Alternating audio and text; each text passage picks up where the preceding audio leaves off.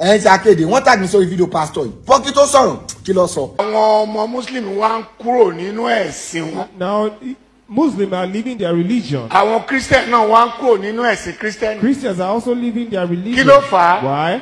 bẹ́ẹ̀ ṣe ń ba bible jẹ́ yẹn. As you are spoiling the làwọn Bible, ọmọlẹ́yìn muslim ń kúrò nínú muslim. Muslims are leaving bẹ́ẹ̀ Islam. ṣe ń ba kúránì jẹ́ As you yẹn. are spoiling the Quran, làwọn ọmọlẹ́yìn christian ń kúrò nínú christian. Christians are leaving Christianity. lọ sí london. Go to London. gbogbo ṣọ́ọ̀ṣì ńláńlá tó wà ní All london. those big churches there, ó ti di supermarket. they are now like supermarkets. wọ́n ti convert ẹ̀ sí They're supermarket. converted there. wọn sábà lọ ṣọ́ọ̀ṣì mọ́ People bẹ́ẹ̀. don't really go to church again over ẹ there. lọ sí iran. Go to Iran.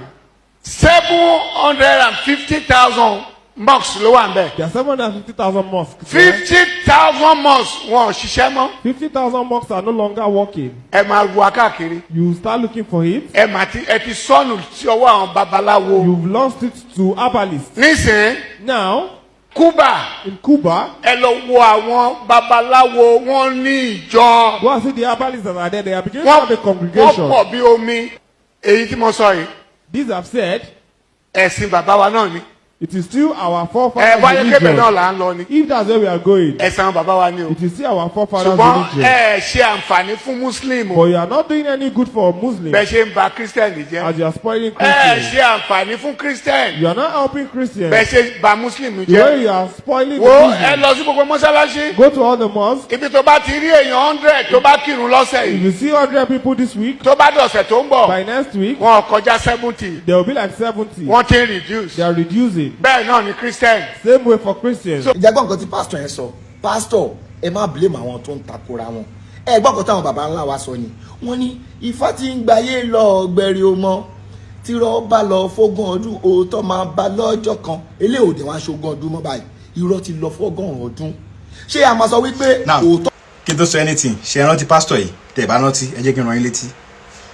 olùṣọ́ àgùntàn rere ni mí. To kill my children. ẹ dira. Go and be ẹ dira. Go and be fortified. ọmọ ìjọ. You members. ẹ lọ ṣe. ájò tó dáa ṣe. Yes, go and do something that can tó yẹ protect pé tó you. bá gbé ìbọn wọ ẹ̀dọ̀ So yín. that if they bring guns to come and kọ́ hurt kọjú you, ìbọn tira wọn. let them face themselves kí ìbọn ti ẹ̀yìn jò. and let the gun shoot at them. tàbí kẹ rí oyin kẹ fi lé wọn. Or you should find bees to tàbí chase tó bá them. ń bọ̀ ní ṣọ́ọ̀ṣì yín. Or if they are coming to your church, kọ́ ti kú kọ́ tó dé they ṣọ́ọ̀ṣì should yín. have died before they get to your church. ẹ lọ ṣe o. Go and do it. ẹ jẹ́ sọ fún yín. Let me tell you, àwọn ọmọ ìjọ tèmi o. all my own members, tí bá dé àsìkò. when it is tí bá ní time, kọ́ wá ṣe. if I say they tó should bá not do it, ṣe. if they don't do it, máa lé wọn. I will send them tókè mi ò away. fẹ́ kọ́ ọmọ ìjọ tèmi kankan kú. Because I don't want any of my members to die at the mi end ò of lè this battle. dira.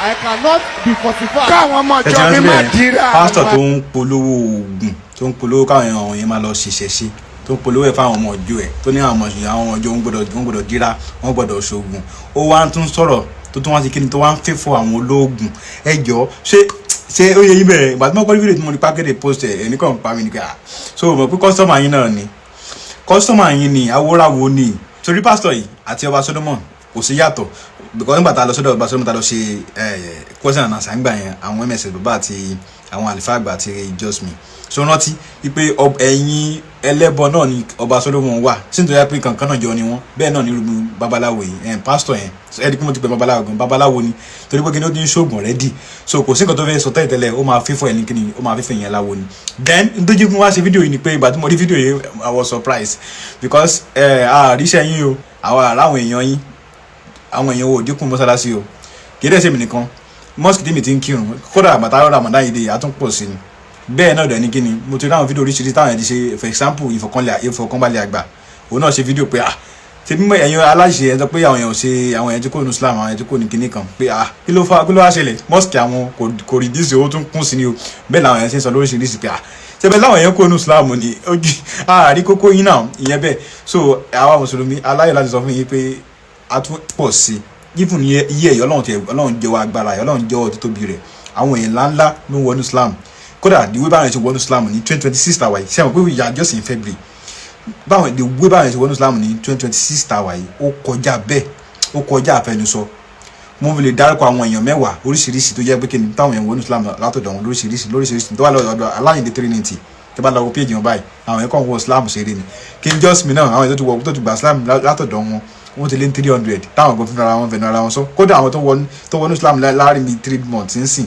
wọ́n ti lé ní 15 láti ọ̀dọ̀ kí ni o Jasmine nìkan bẹ́ẹ̀ káàkiri so tó wá gé wá tó ń ṣọ́ọ̀kì ẹ̀ àáfà yìí wò. Ọlọ́run tún gbé ọwọ́ wa dá àrà tuntun ó fi wá ṣe kòńgẹ́ ní àwọn tí wọ́n máa wẹ àwọn family of 10 sínú Islam Ọlọ́run kó ṣe ìwọ náà nínú ẹni tí ó gbà ládàánú ìta fẹ́ ṣe àwọn family of 10 ló wọnú Islam látọ̀dọ̀ wọn kì í ṣe àwọn lẹ́yìn nìkan o bẹ́ẹ̀ náà ni àwọn bíi obìnrin méjì àwọn náà ṣe kí ni àwọn náà gba Islam àwọn different families àwọn tó ti wọnú Islam látọ̀dọ̀ wọn láàrin just a month just this only afar so àwọn èèyàn wọnú Islam dáadáa àwọn ẹni pé mò ń kọ́ ń wá ní ẹ̀yìn àwa ara wa tá a lè rí tọ́ka sí táwọn ẹ bá fi challenge wa gan a lè mú yín débẹ̀ òun ni mò ń kọ́ ń ṣàlàyé yẹn ẹ jẹ́ wa lọ ẹ jẹ́ àgbo international ẹ̀ ń sọ pé àwọn èèyàn ti di ìṣẹ̀ṣe tán ìṣẹ̀ṣe ti gba ayé kan are you playing ní worldwide ẹ mention yẹn márùn tó jẹ́ pé worldwide ni wọ́n tó jẹ́ pé gbajúmọ̀ ni wọ́n èèyàn márùn tó jẹ́ pé mùsùlùmí ni wọ́n tó ti kúrò ní Islam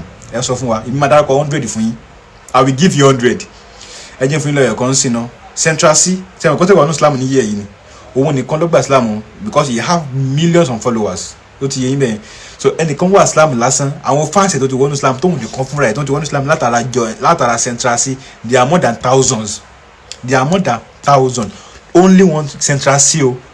So see me, so we have a lot of celebrities to just go they have millions of fans to one Islam till they èmi fún wa ní celebrity kan tó jẹ́ mùsùlùmí tó ti wá kó ní mùsùlùmí tó ti wá di kiriyo àbí tó di ẹlẹ́bọ ẹ fún wa náà ìyàjẹ ẹ kàn mú inú ara yín dùn ní tó ti yẹ yín bẹ́ẹ̀ so àwọn tó ń gbà sí yín lẹ́nu gẹ́gẹ́ bẹ́ẹ̀ sọ pé àwọn yẹn wọ́n support yín àwọn tó support yín tó máa wá sínú under comment section wa tó máa ní MS baba is saying the truth tó wọ́n support yín ẹlẹ́bọ ṣé mọ̀ wọ́n àwọn tó jẹ́ pé mùsùlùmí wọ́n bí wọn sínú Islam lóòótọ́ ni ṣùgbọ́n wọn ẹ̀ sí sínú Islam àwọn tá pé wọn kí n kírun already even àtẹlẹ mọ wọn pé mùsùlùmí gan wọn ní impact kankan tó ń kó mùsùlùmí àwọn lè máa rí àwọn tó yà pé àgbà tó ń wà ní Islam gan wọn ẹ̀ sí sínú Islam àárí wọn mú kọ́kọ́ nípa tẹ́lá bèèrè lọ́wọ́ nípa Islam gan wọn mẹ́ni ti nípa ẹ̀ tó ti yẹn irú àwọn yẹn àwọn lè máa sọ yìí pé wọ́n ṣe pé wọ́n sọ bẹ́ẹ̀ ni àwọn tó máa support àwọn tó yà pé ajífi ògógóró fọnù ni wọ́n tẹ̀tẹ̀lẹ̀ even kódà jẹ́ tó wá fún yín máa tún fún yín lára yín ìgbà tó wà ní mùsùlùmí gan àwọn èèyàn tó sọ fún wa wọ́n nígbà tó wà mùsùlùmí gan ó ń sin àwọn èèyàn lọ́nà ni pé ajífò gbogbo fẹnu ni so irú àwọn èèyàn bẹ́ẹ̀ ń tẹ̀tẹ̀lẹ̀ tá pé wọ́n máa ń jífò gbogbo fẹnu ni so tó tún wá mọ̀dé nípa Islam irú wọn yẹn àníìdí wọn nínú Islam tẹ́lẹ̀ because wọ́n bá Islam jẹ́ fún wa ni wọ́n dẹ̀ máa sin àwọn èèyàn lọ́nà ni because irú àwọn èèyàn tẹ́wọ́ pé kẹwàá lọ bá pé àfàwọ̀ ẹjọ́ nǹkan báyìí òye mi náà sin ẹjọ́ ẹ̀ ṣàlàyé fún mi o tó wá pé ọ̀tọ̀ nìkan tí tó mọ̀ àti máa lọ sọ fún yẹn láti máa condemn irú àwọn èèyàn àníìdí wọn tẹ́lẹ̀ torí wọ́n máa kó bá wa so àwọn tó máa bá Islam jẹ́ àbí tó wọn ti ẹ̀ sí dáadáa so irú wọn tẹ́lẹ̀ àfẹ́ wọn tó ti yé ṣùgbọ́n àwọn tó jẹ́ pé kí ni o àwọn tó ń dúró ti ẹ̀sìn Ọlọ́run tó ń kírun tó ń kí wákàtí márùn-ún wọn ò lè tẹ̀lé yín láìláì gbà tó wọn gọ̀ mọ nǹkan táwọn tẹ́ ń pè wá sí ni Ọ̀rúnmìlà yín ti gbàgbé náà àbí ká tún lọ yín létí nínú ẹsẹ̀ fà yín ó ní Ọlọ́run Elédùmarè Ọlọ́run ó wá láti yòókè wọ́n sọ̀kalẹ̀ wá sílé ayé ó wá ń pa ẹmọ́ Ọlọ́run wá pa ẹmọ́ ìkànnì yẹn o ẹsẹ̀ fà mi Ọ̀rúnmìlà ó rí di Elédùmarè ó ní Ọlọ́run wẹ̀ lọ́wọ́ Ọ̀rúnmìlà wá yọjú Ọ̀rúnmìlà wá rí bàkàsí Elédùmarè látẹ̀yìn tani yẹn ìwọ náà Ọ̀rúnmìlà ó ti rí mi láti òní lọ wàá máa rí ìdí gbogbo nǹkan ni wàá máa mọ̀ ẹsẹ̀ ìbọn tẹ́ ń pè wá sí nìyẹn nǹkan tí ó bá láàkáyè mu ẹ̀ẹ́dí pẹ́ gọ̀ so àwọn nǹkan tẹ́ ń pè wá sí nìyẹn àwọn ẹsẹ̀ ìbọn tẹ́ ń kó tẹ̀gún báyìí ẹni kan máa ń pa wá ni so ti yẹ ibẹ̀ so ẹni tó yẹ bá pé kò lè tẹ̀lé yín àwọn tó máa tẹ̀lé yín tẹ̀ ń rí tínú yín fi ń dún tẹ̀ ń pariwo pé àwọn ẹni tó wà náà ṣẹ̀ṣẹ̀ àwọn tó yẹ pé kò sí Islam lára wọn tẹ́lẹ̀ àwọn ológogoro irú àwọn lè ò ṣe àwọn tó yẹ lókè irú àwọn yẹn àwọn ilẹ̀ máa rí nínú ìṣẹ̀ṣe yín tẹ́ ń pariwo irú àwọn ilé tẹ́lẹ̀ wọn ò ní fáàlù kankan nínú Islam tẹ́lẹ̀ tó ti yẹ ibẹ̀ ṣùgbọ́n tí orí ẹ̀ bá pé o tó já kírun o tó dẹ̀ mọ̀ nípa ẹ̀sìn ẹ̀ rí ẹ̀fà rí kójọ yín. Allah. Ilaha. Illallah. Wa ashhadu. Anna. Muhammadan. Rasulullah.